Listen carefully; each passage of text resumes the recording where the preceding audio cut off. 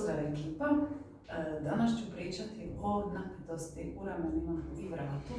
Naime, u svom dugogodišnjem radu sa ženama primijetila sam da im je najveća napetost u vratu i ramenima, upravo baš tu.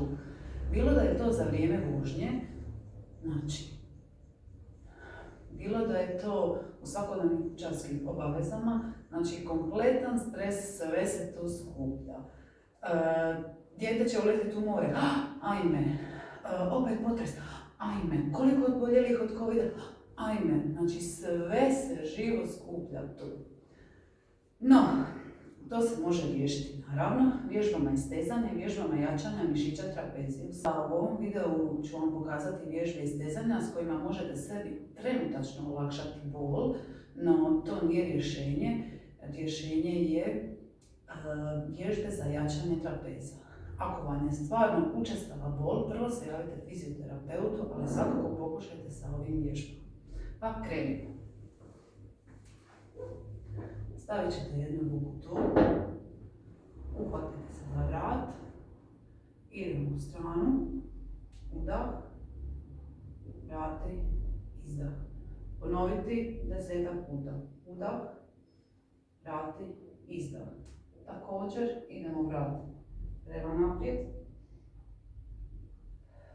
izdah, udah, izdah. Jedna vježba. Druga, stavimo ruku tu, točno kraj lopatice, ista stvar, u stranu, vrati, ponovi 10 puta, prema naprijed i vrati, ponovi 10 puta. Ovo su vježbe istezanja kojima ćete trenutačno osloboditi napetost u vratu. Sada ću vam pokazati i vježbe za jačanje mišića trapeza.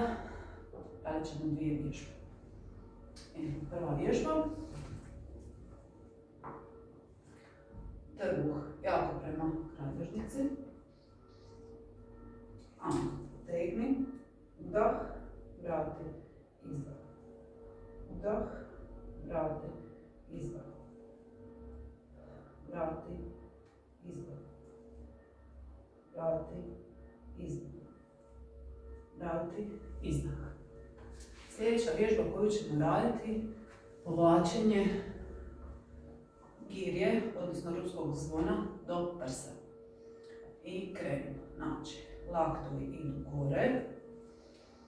Udah, girja ostaje u području prsa. Vrati, izdah. Opustit mišiće vrata. Ne to, opusti. Udah, vrati, izdah. Udah, vrati, izdah. Gore, udah, vrati, izdah. Gore, udah, vrati, izdah.